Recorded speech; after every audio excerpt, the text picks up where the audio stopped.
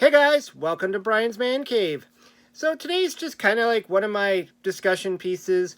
You know, I was posting some stuff on Twitter or X or Twitter X or whatever it's called now. I don't know what it's called. It's X.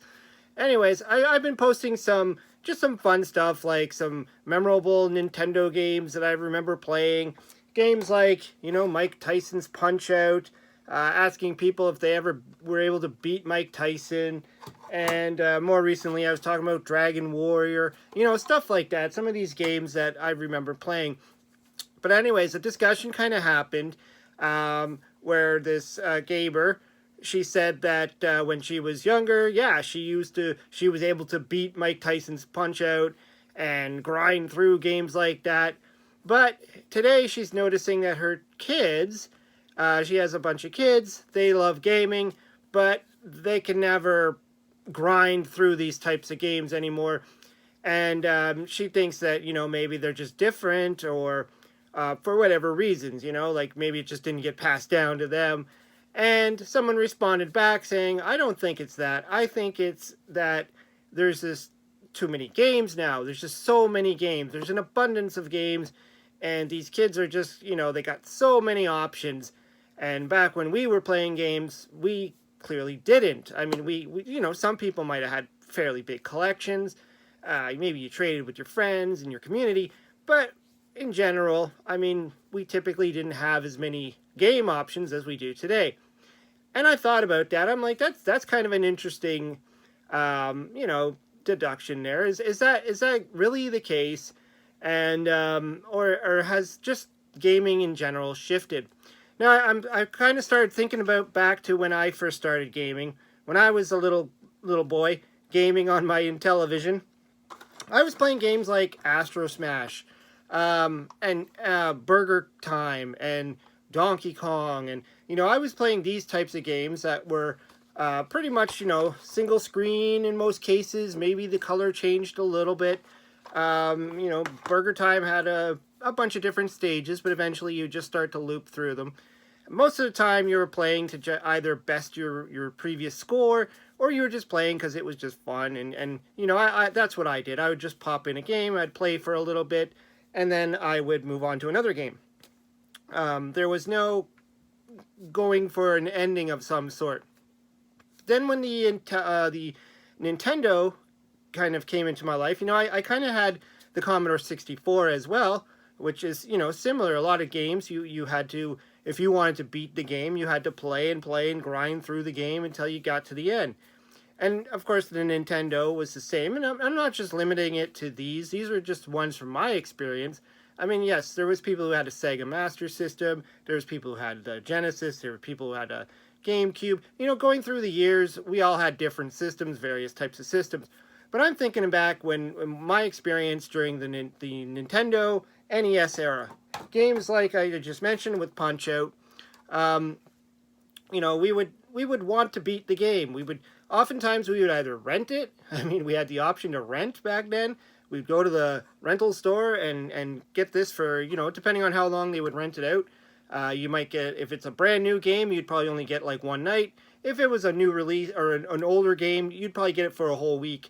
And you would just grind the crap out of these types of games. These games, like, even this one, Dragon Warrior, it's the same idea. Like, if you've ever played Dragon Warrior, you know what I'm talking about.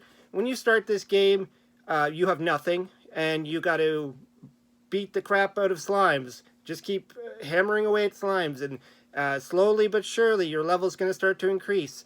And as your level starts to increase, your strength starts to increase, and then you can start to move on. But you can't literally do anything until you're like at level, I think it's 7 or 8 or 9, somewhere around there, and it takes forever to get there. They've improved this game on like the Game Boy, where they've changed the amount of experience you need to get to the next level, just to quicken the game a little bit. But I remember playing this thing and just constant grinding. I didn't care. I kind of liked it. It was fun. Trying to get to that next stage where you can kind of advance on to something else. And, and we also had games like Super Mario Brothers, Super Mario Brothers 2 and 3, where you would want to play and play and play. You want to try different methods of of getting to warp zones and all that stuff. And now you think like today, there's an abundance of games at everybody's fingertips now. I mean, it's not uncommon for people to have multiple consoles, like they have their Wii or they have their Switch, and they have also a PlayStation 4 and 5 or whatever. And I think people, well, even just having your Steam on your PC or your mobile phone, gaming on your mobile phone, we got games everywhere, and there's an abundance of them. Now, is that a reason why we're just not going to grind through it? You know, if we have the ability now to play a game like Dragon Warrior, are we going to sit there and grind through it, or are we going to get tired of it and want to move on to the next game that we have, and then the next game that we have? And it's kind of similar to how I said in the beginning with the Intellivision experience, you know, where I would play a game and then, you know, I'd be bored and then want to move on to the next one. The thing is, though, with games like, for instance, Dragon Warrior, another, I'm going to keep pulling this one up, is that when you get to a certain point, you know, maybe this is not as bad, but some games you can get to a certain point in your save that you don't even know what's going on. If you come back weeks, months later and try and go back to your save point, you're kind of like, where am I? And then you kind of have to start all over again. You feel like, I don't remember where I was going, what I was doing. Forget it. Let's just kill that game and just start again. And that might also add to the frustration of these types of games where you're going to be like, forget it. Games like the Punch-Out, like I was saying, it's more of like, do you have the patience to keep going back if it's hard? I mean, from that one tweet alone, there was people talking about, oh, I could never get past Soda Popinski or Super Macho Man, and, you know, or I would make it to Mike Tyson, but then I could never get past his uppercut that would just knock you out in one shot. And, you know, I think back in the day when we played Nintendo, I would play this for like a long time. I would just keep trying and trying and trying. Eventually, I was able to beat Mike Tyson. If I were to try this today, if I were to put this in my Nintendo today, I probably wouldn't even make it to Mike Tyson. Of course, you can cheat and put in the code and get there right away. But I'm talking about, you know, going from the first guy all the way up to Mike Tyson and beating him. I probably wouldn't be able to do it because I'm not going to sit there and invest that amount of time playing one game. I mean, I'll probably get tired after losing to Piston Honda, or whatever the heck his name was, and just move on to something else. I got so many other games I could be playing right now. I have my ColecoVision set up. I have my Atari 2600 set up. I have the Odyssey 2, which is a more recent system for me. And I got a ton of games now that I could play on that. Plus, I have all my favorites from the Nintendo era and beyond. Now I got a Nintendo Switch. And that's not saying that, you know, the modern games are bad or you don't grind in them, because we do have games you grind in. This game, this is the Breath of the Wild game. I really tried to grind through this, and I got lost. I got to a point where I stopped playing it because I was like, I don't know where I'm going. I don't know what I'm doing. I lost track of so much stuff. I don't remember what my inventory does. I got to a point where it just went over my head, and I stopped playing it for a very long time. Now, if I were to try and get back into this, I bet you anything I would have to start again. I would not be able to just pick up where I was and be like, oh yeah, I remember what I was doing now and where I was going. What, you know, no, I would definitely have to delete that game and just start again. And then I would have to start all from the beginning and try and remember where I was going, what I was doing, and it would just be that same old grind. And so I kind of was, and this is what kind of got me thinking about it, you know, like, it's a good question to ask is, do people today, with all the abundance of games at our fingertips, do we have the patience to grind through games, especially the classics, you know, like, where it's going to take you some time to get that little finger dexterity going, to be able to play games like this, or Castlevania, or insert Nintendo hard game here, Battletoads.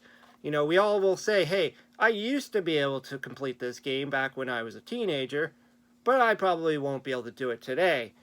And is that because we just don't want to grind anymore? Is it because we just got too many games that we can play? Is it because we're old? I don't know.